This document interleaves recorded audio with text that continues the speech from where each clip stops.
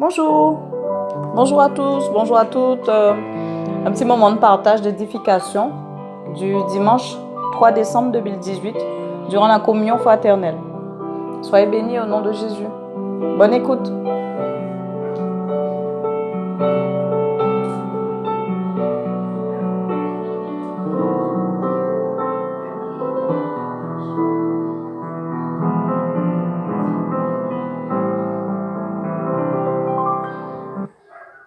Des soldats et vraiment que il faut qu'on soit vraiment, je veux dire, à la brèche.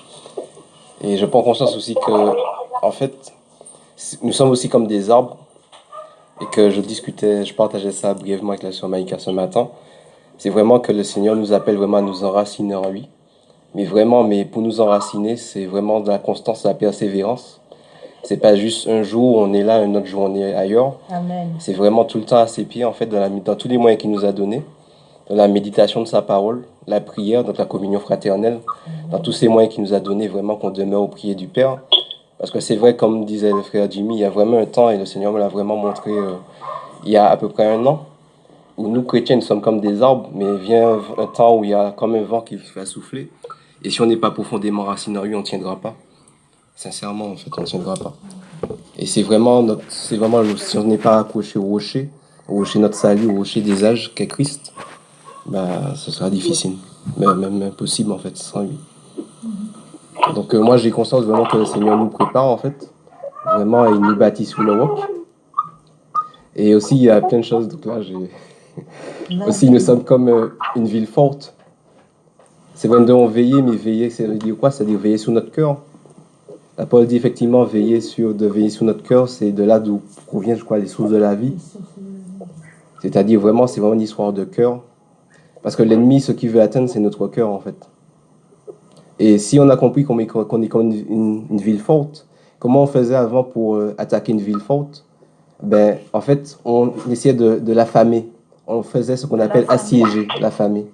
Oui, affamer, en fait, la population. Si on n'arrivait pas à briser les murailles de cette ville forte, ben, qu'est-ce qu'on faisait? On l'assiégeait. L'assiéger, ça sert à quoi? C'est-à-dire, on empêchait, en fait, les denrées, la nourriture, la vie, d'entrer dans cette ville. Et c'est ce que l'ennemi tente de faire, c'est ça que la parole, donc Luc 21, verset 34, qui dit effectivement de veiller et prier, mais surtout de ne pas nous laisser accaparer par les soucis du monde et les séductions du monde. Et c'est ce que l'ennemi cherche à faire, parce que en nous occupant comme ça, on se dit on n'a pas suffisamment de temps pour Dieu, ben en fait il nous affame. Et lorsque vient l'épreuve, on n'a pas, parce qu'on n'est pas connecté, mais on ne voit pas ça, on est dans la chair et puis on tombe. Amen. Donc il faut vraiment rester connecté au Seigneur, vraiment rester au pied du Seigneur.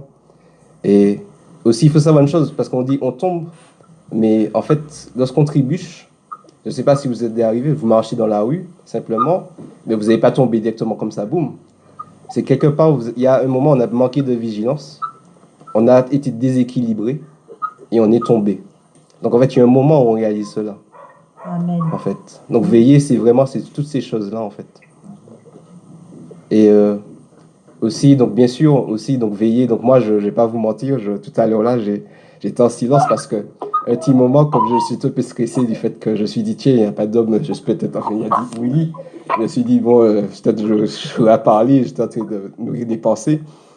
Et en fait, veiller, c'est aussi ça en fait. Parce que l'ennemi, qu'est-ce qu'il va essayer de faire pour atteindre le cœur? C'est aussi par les pensées. C'est comme des traits enflammés. Donc un trait enflammé, on veut emmener en fait la flamme, c'est-à-dire la destruction, dans quelque part. Donc ça commence par une petite pensée. Si on ne veille pas sur ces pensées, si on ne fait pas attention, si on ne condamne pas les mauvaises pensées, ben là aussi, ben, on est vulnérable et l'ennemi arrive à juste une petite pensée, hop, on est à déconnecter, on se dit mais qu'est-ce qui se passe? Ben ça aussi en fait, c'est toutes ces choses. Et c'est vraiment que la parole, parce que sinon nous a aussi armés, nous a donné des armes défensives et des armes offensives que nous tous nous devons vraiment saisir en fait. J'ai donné le bouclier de la foi, mais comment savoir qu'on a ce bouclier? C'est vraiment en se nourrissant aussi de la parole, parce que la foi vient de ce qu'on entend, et ce qu'on entend vient de la parole de Dieu. Amen. Donc si on ne connaît pas la parole, le bouclier de la foi sera inopérant. De la même manière, l'arme offensive qu'il nous a donné aussi l'épée de la parole, l'épée de l'esprit, ben là aussi pour affûter son épée, ben c'est aussi en méditant la parole. Donc toutes ces Amen. choses, en fait, ça vient de la parole. Et surtout la mise en pratique de la parole, que disait le frère Jimmy, ben, c'est la cuirasse de la justice aussi. Amen. Pratiquer la justice, l'ennemi ne peut pas venir nous atteindre, notre conscience est pure. Parce que la cuirasse, en fait, elle protège le cœur. Donc toutes ces choses, le Seigneur vraiment nous a donné plein de possibilités, mais c'est vraiment à nous de saisir tout ça, en fait. Donc en fait, on est co-ouvrier avec Christ. Donc co-ouvrier, il ne faut pas croire que Dieu va tout faire pour nous. Il a déjà tout acquis pour nous au prix de son sang. L'image que j'ai, c'est comme si on a une table et quelqu'un a tout mis devant nous. Maintenant, c'est à nous de faire cette action, de saisir ces choses-là, en fait. C'est vraiment ça. Gloire à Dieu. Amen. Amen. Donc vraiment, le Seigneur, il est merveilleux, il est fidèle. Il est vraiment fidèle, en fait. Il est vraiment fidèle. Mais comme disait tout à l'heure, on a commencé un peu partage à Sœur Séverine. C'est à nous de tenir fermement la main du Seigneur. Oui, il est là, il tend les bras, il nous attache chaque instant. Mais nous avons aussi notre part à faire avec lui, en fait. Et c'est vrai qu'on est vraiment dans des temps difficiles, ça on en a tous conscience. Les gens du monde eux-mêmes, ils le réalisent. Mais voilà, les gens, ils ont besoin de voir Christ. Ils ont vraiment besoin, et comme on avait un partage aussi concernant les fruits de l'esprit, ben, c'est en restant vraiment enraciné dans la source de vie qui est Christ, la parole aussi. Ben, là aussi, il fallait puiser la parole. Ben, c'est à ce moment-là aussi qu'on va porter du fruit et de la mise en porter du fruit et de la mise.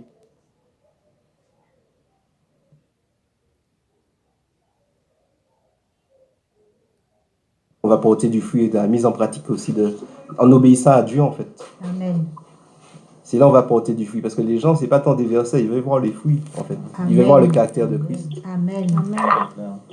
Donc c'est vraiment au quotidien. C'est vraiment au quotidien. Et comme dit la parole, vous savez, c'est Dieu qui attire un homme à lui. Donc, mais pour ça, il faut quand même que la lumière, nous sommes comme des phares. C'est l'image que le Seigneur me donne souvent. Soit vous avez déjà vu un phare posé sur un rocher, ben, c'est comme ça que nous devons être, en fait. Parce que le phare, lui, même s'il y a la vague, même s'il y a les vagues, même s'il y a le vent, il tient, il est fermement bâti sous le rocher. Mais sa lumière aussi, elle brille. Amen. Elle brille pour ceux qui sont les naufragés du monde, en fait. Ça, c'est vraiment... Et maintenant, il faut savoir aussi que Dieu a tout accompli. Ça, c'est important vraiment de le saisir. On marche, en fait, dans une œuvre finie et parfaite. Et lorsqu'on comprend ça aussi, on comprend pourquoi c'est pas juste nous qui allons faire ceci, cela. Non, c'est pas ça. C'est-à-dire qu'on est co-ouvrier avec Christ. Lorsque vous voyez une œuvre qui est commencée, ben, vous n'allez pas dire je vais faire ça, je vais faire ci, mais vous venez vers la personne pour lui dire mais qu'est-ce que tu veux que je fasse? Amen. Et en fait, Dieu, simplement, il veut que simplement on tienne notre cœur disposé, en fait, disposé à lui obéir. Donc c'est ce petit pas de foi qui est le plus difficile, parce que même ce matin, moi-même j'étais là, je partageais ça avec la sœur Malika, mais j'étais là, j'étais dans des raisonnements. J'écoute un enseignement qui disait cesser les raisonnements, ça a beaucoup parlé. Mais en fait, tout ça, c'est la chair. La chair va se dresser. Ce qu'il faudra faire la volonté du Seigneur, il y aura la chair qui voudra mettre son obstacle.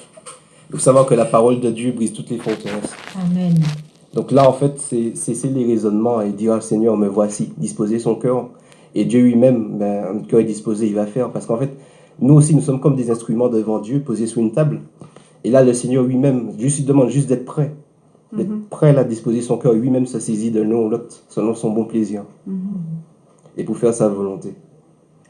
Donc ça, c'est ces petites choses-là que j'ai reçues un peu ces derniers temps, c'est vrai. Et tout ça, ça me parle énormément. En fait, surtout le partage de la C'est pas des solidarité petites aussi. choses, tu as reçu. C'est pas des Gloire à petites Dieu. choses. Gloire à Dieu pour ce partage. Merci au Seigneur Jésus.